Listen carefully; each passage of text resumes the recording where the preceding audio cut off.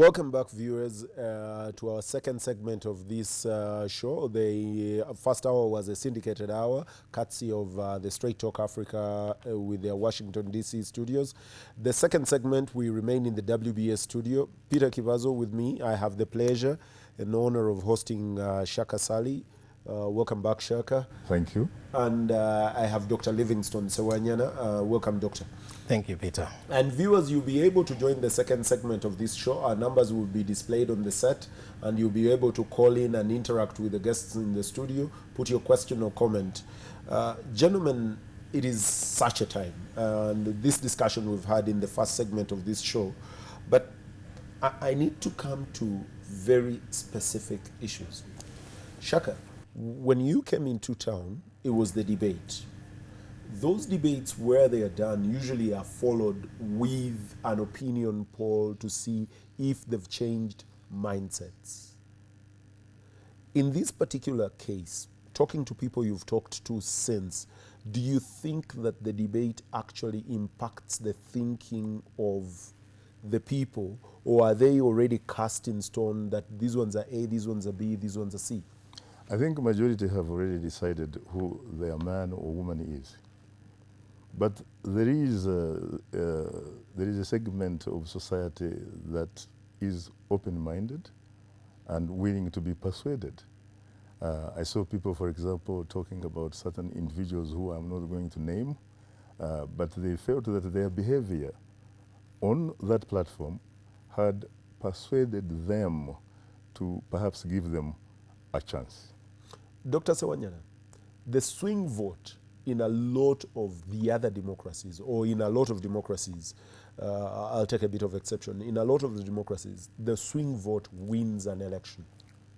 Do we have such here? I don't really think so. Actually, talking about the presidential debates, I have a feeling that they really have a marginal effect. Yes, it's good to come up on one stage and express your views, but what I think the public out there wonder is whether what you are saying actually determines your policies, your practice, or you have a strong belief in what you are saying and you are going to do that, or you are simply saying it to meet or to rise to the occasion. The swing vote in that case, I don't see it happening.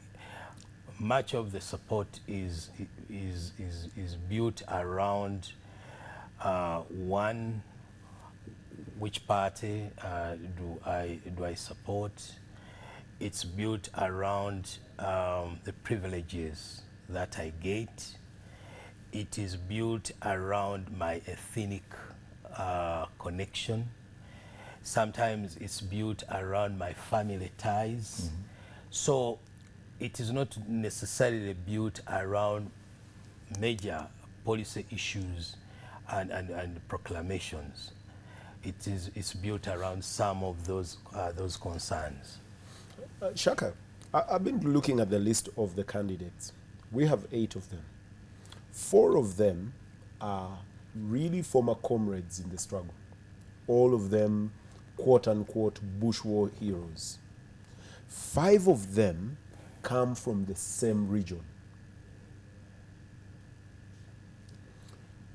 How much of that Bush War still determines, or for how long can that Bush War still determine the politics of a country? At what point do you break away? Obviously it does, because first of all, they have been in power for the last 30 years. And you're talking about a country, Uganda really, where the state is the single largest employer and contractor. And therefore, you have a lot of political patronage going around. And you have people, as he said, having ethnic connections, sometimes religious, and sometimes people who may have gone to school together or in the bush together, and their relatives and what have you. Mm-hmm. So in the last 30 years, those people who are Bush graduates have had enormous, huge advantages in terms of having unfettered access to what really matters. We're talking about means, money, the economy. They control the economy. Their kids go to some of the best schools around, in the region, and beyond. They have a lot of clout. So it's not surprising for me, frankly, to see that 5 out of the 8 come from the western part of Uganda. As far as power is concerned, really, that's where it is right now. Livingston, how is it that there's been a lot of talk, because previously one of the issues that determined an election or that was sweet to an election was the issue of federalism or the governance question in this country. It hasn't surfaced this time. There were issues about regional kings or power brokers. They have dissipated this time. What is it that gravitates people? Because, to be fair, a lot of the leading, according to the opinion polls, candidates have been President Museveni and Dr. Kizza Besigye, followed in tow with the former Prime Minister Amama Mbabazi, come from the same hills, and none of them come from elsewhere in the country. Yet, their support base doesn't seem to be largely Western Uganda. Each of them, their support base for President Museveni for the last so many years, it was the central Uganda, within Buganda.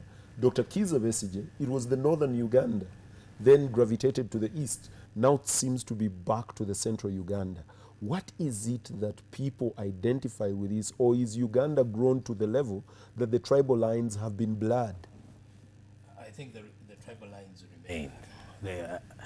Definitely the whole question of ethnicity and tribalism is something we have not addressed.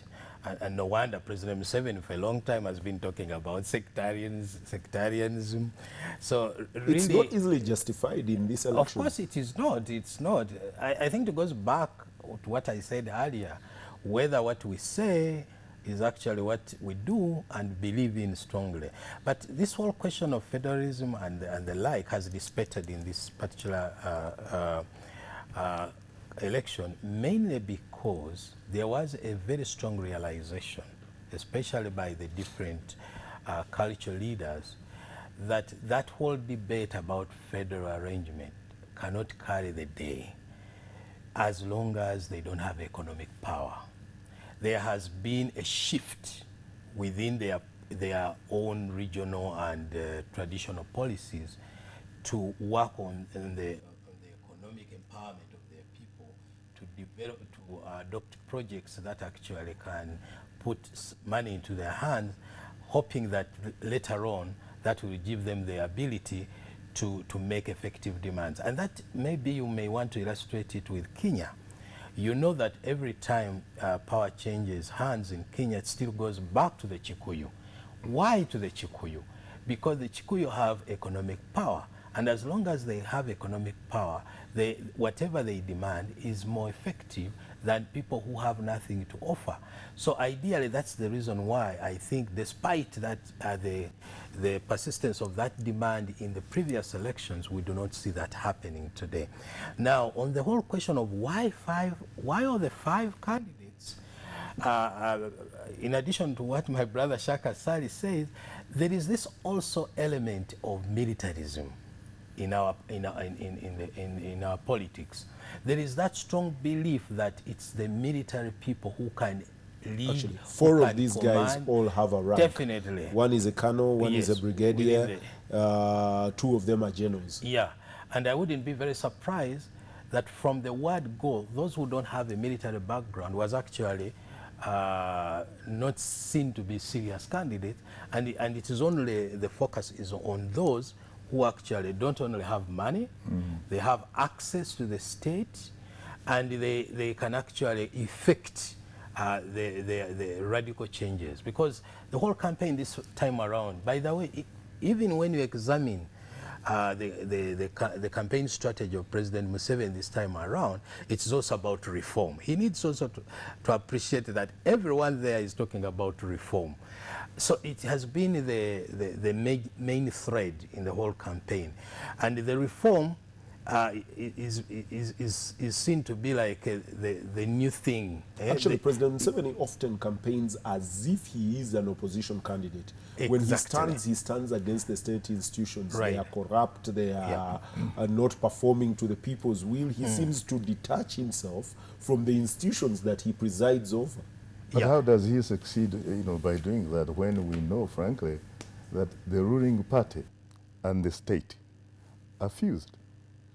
It is an interesting dynamic. Previously, President Museveni would stand at a rally and demonize the National Agricultural Advisory Services, right, and be very angry with them and disband it, and then fail to disband it because he uses it in every campaign. That way, he seems to detach himself, and it's a naive way of selling to the public, and it works sometimes with the public. And also, he's a giver. The subjects. He's the one that gives. Every campaign, part of what he sells is, I will give. I shall give a road. I shall give a well. I shall give an envelope. And he doesn't detach himself from the president and the candidate. And that works for him. But Peter, also you need to bear in mind that the way our politics has been designed largely still brings back the whole concept of individual merit. Even where there is a state apparatus, even where there is a party apparatus, people market themselves as individuals. They are more marketable as individuals, whether it's the president, whether it's a member of parliament, they market themselves. So they Hold on, Dr. Sewanyana, let me try to take this call. Hello? Yes, good evening. Hello, good evening. Hello? Yes, I'm here with you, sir. Yes, talk to us. Your name, question or comment? My name is called Mwine. Yes. And I'm calling from Rukunjiri. Yes. The biggest problem we are having, Peter, is the problem where we are having people who are journalists, but at the same time again look like campaigning agents.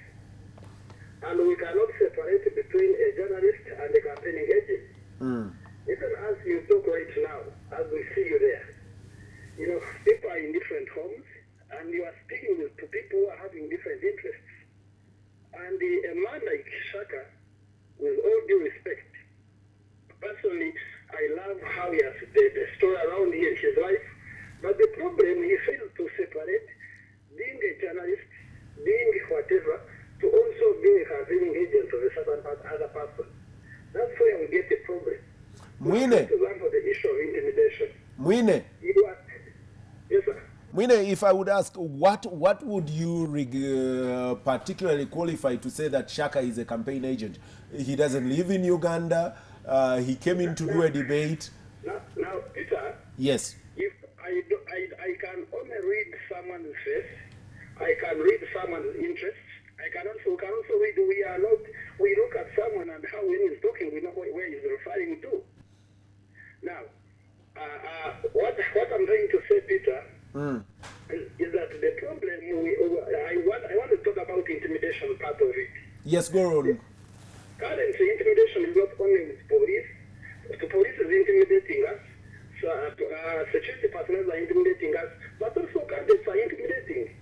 If you hear a person like Dr. WBS talking about that we're going to do this, and you don't comment about that, I would think that such a platform should be free and fair to touch each and area, to look at each candidate, to show credit where it is due, and that's why I love your show, you, Peter, as a person. In one or another, there is somehow you become a bit moderate. But the biggest problem is when you get the whole show, like that, one and a person. Even when he's talking, you know where he's falling. So our biggest problem with the elite class is that your professionalism and your level of office which you occupy, you fail to separate it. That even when you are coming in, for example, when Dr. Vesje came and talked about the defiance, that's when it didn't come out. Thank no you. one came out even in the media. Mwine, and I take it that you are one of the elite, I'm certain. I'll take a break. Viewers, I'll take a short break. And when I return, we'll be able to respond to Mwine and possibly take another few callers and come back to table. And we'll talk about the threat of violence or for violence in this particular election. The defiance campaign, the resistance, the I will shoot, the we will kill your children, we will arm the crime preventers, or the absence of all that. Don't go away.